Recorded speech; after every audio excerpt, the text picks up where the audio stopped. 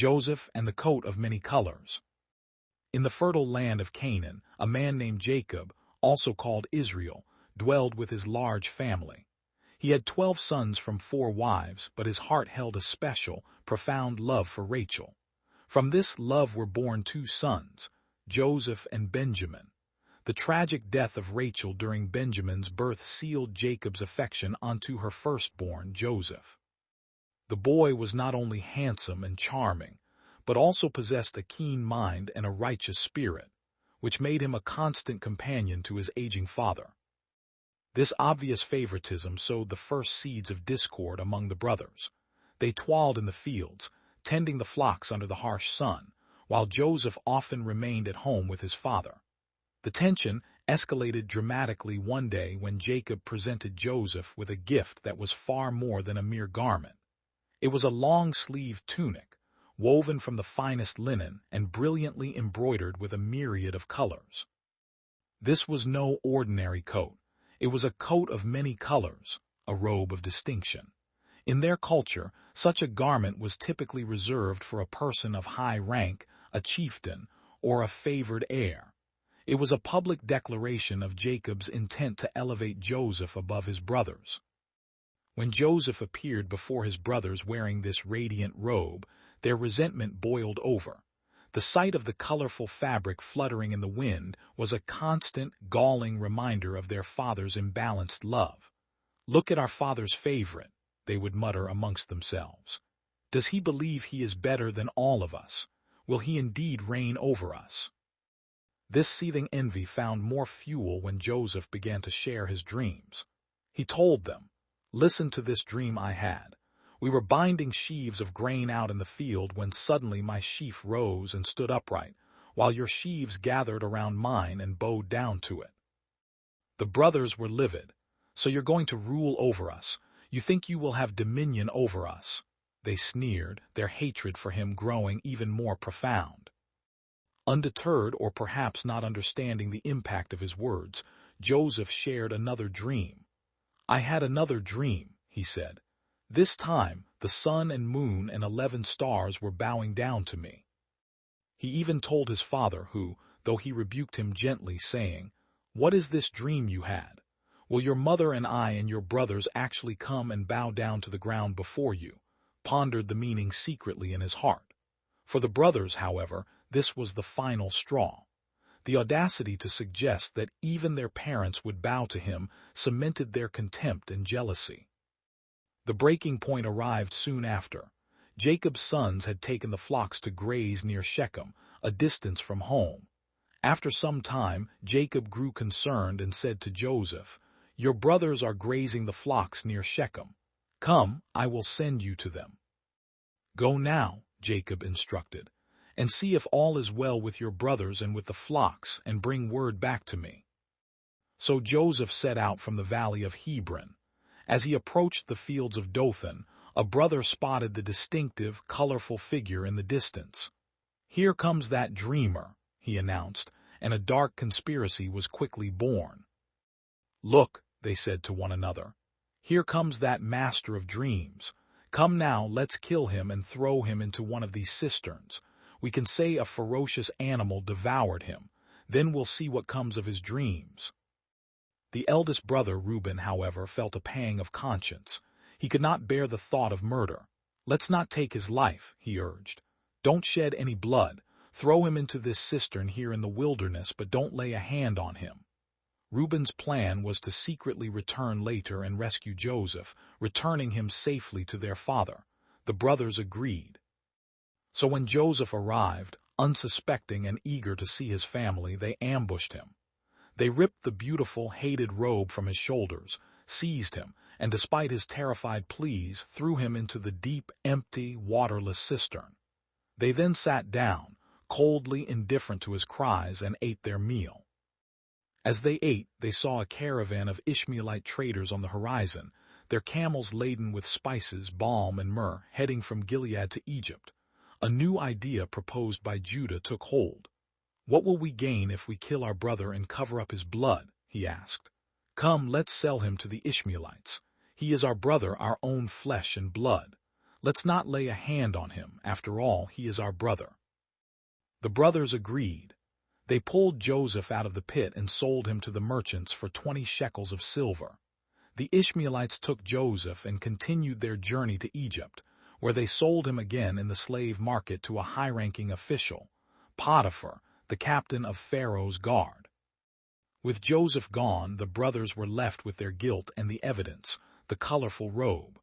They took the garment, slaughtered a goat, and dipped the robe in its blood. They brought the blood-stained tunic to their father and said, "We found this. Examine it to see whether it is your son's robe or not." Jacob recognized it immediately. "It is my son's robe," he cried out. "A ferocious animal has devoured him. Joseph has surely been torn to pieces." Overwhelmed by a grief so profound it shook his very soul, Jacob tore his clothes, put on sackcloth, and mourned for his son for many days. His children tried to comfort him, but he refused to be consoled. "No," he would say, "I will continue to mourn until I join my son in the grave." And so Jacob's heartbreak knew no end. Meanwhile, in Egypt, Joseph's life took a dramatic turn. Potiphar saw that this young Hebrew slave was not like the others. The Lord was with Joseph, and he prospered in everything he did. He was entrusted with Potiphar's entire household, and God blessed the Egyptian's house for Joseph's sake. Potiphar was so impressed that he put Joseph in charge of all he owned. But another trial awaited Joseph. Potiphar's wife, captivated by Joseph's handsome appearance, tried to seduce him. Day after day she pleaded with him, but Joseph remained steadfast and righteous. "My master has entrusted everything he owns to my care," he told her. "No one in this house is greater than I am. He has withheld nothing from me except you, because you are his wife. How then could I do such a wicked thing and sin against God?" He refused to even be with her. But one day, when he went into the house to attend to his duties, she caught him by his cloak. "Come to bed with me," she demanded. Joseph wrenched himself free, leaving his cloak in her hand, and fled from the house. Humiliated and enraged, Potiphar's wife used the cloak as evidence to falsely accuse him of assault. When her husband returned, she showed him the cloak and spun her tale of deceit. Furious, Potiphar had Joseph thrown into the royal prison. Yet, even in the darkness of the dungeon, God's favor did not leave Joseph. The warden saw that Joseph was trustworthy and put him in charge of all the other prisoners. Everything that was done there, Joseph was responsible for. In prison, Joseph encountered two of Pharaoh's disgraced officials, his chief cupbearer and his chief baker. Each had a disturbing dream one night and was troubled by its meaning. Joseph noticed their dejection and asked, "Why do you look so sad today?" "We each had a dream," they answered, "but there is no one to interpret them." Joseph replied, "Do not interpretations belong to God? Tell me your dreams." The chief cupbearer went first. "In my dream," he said, "I saw a vine with 3 branches. As soon as it budded, it blossomed, and its clusters ripened into grapes. Pharaoh's cup was in my hand, and I took the grapes, squeezed them into Pharaoh's cup, and put the cup in his hand." Joseph's interpretation was favorable. "This is what it means," he said. "The 3 branches are 3 days. Within 3 days, Pharaoh will lift up your head and restore you to your position, and you will put Pharaoh's cup in his hand, just as you used to do when you were his cupbearer. But when all goes well with you, remember me and show me kindness. Mention me to Pharaoh and get me out of this prison." Encouraged by this, the chief baker shared his dream. "I too had a dream. On my head were 3 baskets of bread. In the top basket were all kinds of baked goods for Pharaoh, but the birds were eating them out of the basket on my head." Joseph's interpretation was grim. "This is what it means. The 3 baskets are 3 days. Within 3 days, Pharaoh will lift off your head and impale your body on a pole, and the birds will eat away your flesh." Everything happened exactly as Joseph had predicted. The cupbearer was restored to his position, and the baker was executed. Yet, in the joy of his release, the chief cupbearer forgot all about Joseph. 2 full years passed. Then Pharaoh himself had a dream.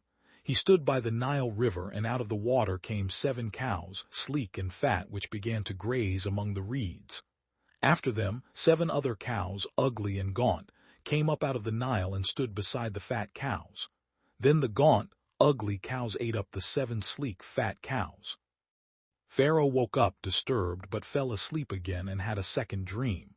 He saw 7 heads of grain, healthy and good, growing on a single stalk. After them 7 other heads of grain sprouted, thin and scorched by the east wind. The thin heads of grain swallowed up the 7 healthy, full heads. In the morning, Pharaoh was deeply troubled. He summoned all the magicians and wise men of Egypt and told them his dreams, but no one could interpret them for him. It was at this moment that the chief cupbearer's memory was jolted. "Today I am reminded of my shortcomings," he said to Pharaoh. "There was a young Hebrew man in prison with us, a servant of the captain of the guard. We told him our dreams, and he interpreted them for us, giving each man the interpretation of his dream. And things turned out exactly as he interpreted them. I was restored to my position, and the other man was impaled." Pharaoh sent for Joseph at once. After being hastily shaved and given clean clothes, Joseph was brought before the ruler of Egypt. "I have had a dream," Pharaoh said, "and no one can interpret it. But I have heard it said of you that when you hear a dream you can interpret it." With great humility, Joseph replied, "I cannot do it, but God will give Pharaoh the answer he desires." Pharaoh recounted his dreams. Joseph listened intently and then said, "Pharaoh's dreams are one and the same. God has revealed to Pharaoh what he is about to do. The 7 good cows are 7 years, and the 7 good heads of grain are 7 years. It is one and the same dream. The 7 lean, ugly cows that came up afterward are 7 years, and so are the 7 worthless heads of grain scorched by the east wind. They are 7 years of famine. God has shown Pharaoh what he is about to do. 7 years of great abundance are coming throughout the land of Egypt, but 7 years of severe famine will follow them. The reason the dream was given to Pharaoh in 2 forms is that the matter has been firmly decided by God, and God will do it soon." Joseph did not stop at the interpretation. He offered a strategic plan. "Now let Pharaoh look for a discerning and wise man and put him in charge of the land of Egypt. Let Pharaoh appoint commissioners over the land to take 1/5 of the harvest of Egypt during the 7 years of abundance. They should collect all the food of these good years that are coming and store up the grain under the authority of Pharaoh, to be kept in the cities for food.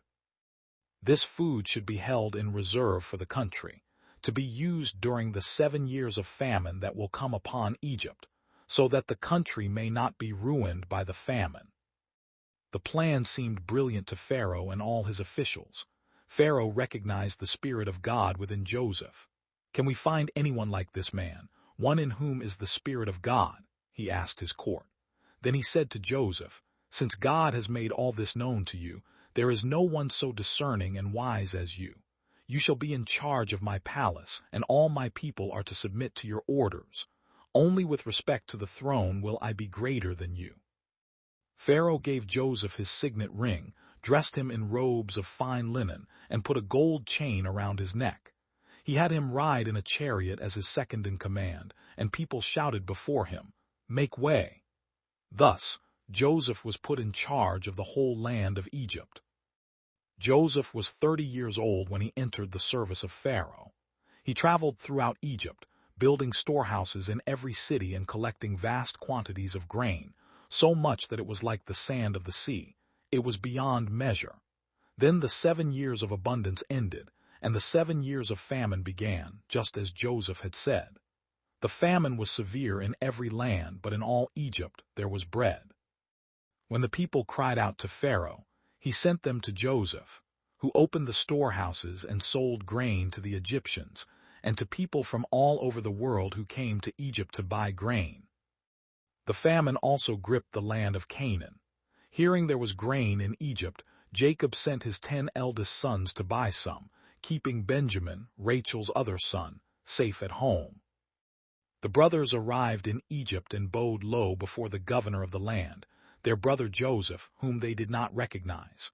Joseph, however, knew them at once. He remembered his dreams. He spoke harshly to them, accusing them of being spies. They pleaded their innocence, explaining they were honest men, 12 brothers, one who was no more, and the youngest who was with their father. Joseph, testing them and still harboring deep emotion, insisted that one brother must remain in prison while the others returned to Canaan to fetch Benjamin as proof of their story. He imprisoned Simeon and sent the rest back with full sacks of grain, secretly returning their payment silver. Terrified and confused, the brothers returned to Jacob. They told him everything, but Jacob was devastated. "You have deprived me of my children. Joseph is no more and Simeon is no more, and now you want to take Benjamin. Everything is against me," he cried. It was only when the grain ran out and the famine worsened that he reluctantly agreed to let Benjamin go, with Judah offering himself as a guarantee for the boy's safety. When the brothers returned to Egypt with Benjamin, Joseph was overcome. He invited them to a feast at his house, where he showed special favor to Benjamin. Still, he did not reveal himself. The next morning he sent them on their way with full sacks of grain, but he had one final test. He instructed his steward to hide his own silver divination cup in Benjamin's sack. After the brothers had left the city, Joseph sent his steward after them. "Why have you repaid good with evil?" the steward accused when the cup was found in Benjamin's bag. The brothers, in utter despair, returned to Joseph's house and threw themselves on the ground before him. Judah stepped forward and delivered a powerful, heartfelt plea, offering himself as a slave in Benjamin's place for the sake of their father, whose life was bound up in the boy's life. Joseph could no longer control himself. "Have everyone leave my presence," he commanded. When they were alone, he wept so loudly that the Egyptians heard him.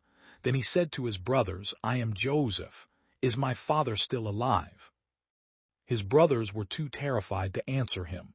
They were stunned into silence. "Come close to me," he said. When they did, he continued, "I am your brother Joseph, the one you sold into Egypt. And now do not be distressed and do not be angry with yourselves for selling me here, because it was to save lives that God sent me ahead of you. God sent me ahead of you to preserve for you a remnant on earth and to save your lives by a great deliverance.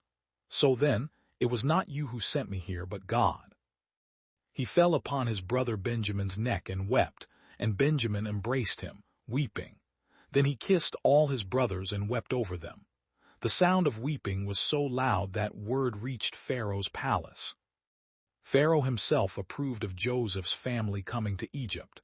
He provided them with wagons and supplies for the journey. The brothers returned to Canaan and told their father, "Joseph is still alive.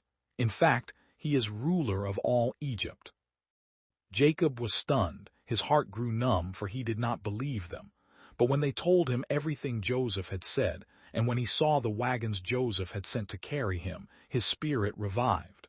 "I'm convinced," Israel said. "My son Joseph is still alive. I will go and see him before I die."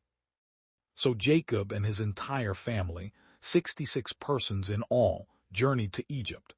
Joseph prepared his chariot and went to Goshen to meet his father. As soon as he appeared, he threw his arms around his father and wept for a long time. Israel said to Joseph, "Now I am ready to die, since I have seen for myself that you are still alive." Joseph settled his family in the best part of the land, the region of Goshen, and provided for them all. The family of Israel was saved from famine and grew into a great nation in the land of Egypt, all because a beloved son, once cast into a pit and forgotten, remained faithful to God, who turned a story of betrayal into a story of redemption and life.